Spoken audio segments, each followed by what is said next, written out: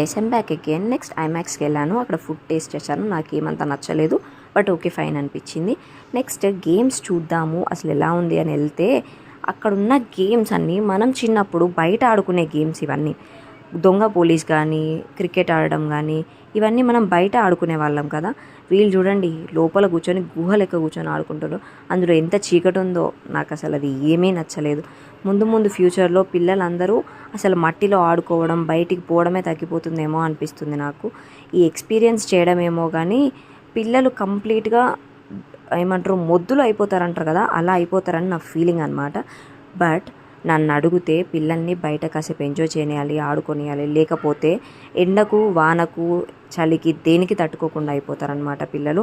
మనం ఆడిన గేమ్స్ అన్నీ ఇక్కడ చూసేసరికి వా ఏంటిదంతా అనిపించింది. నాకైతే సాటిస్ఫాక్షన్గా అనిపించలేదు. బట్ నేను ఒక్క గేమ్ కూడా ఆడలేదు, లిటరల్లీ జస్ట్ చూసి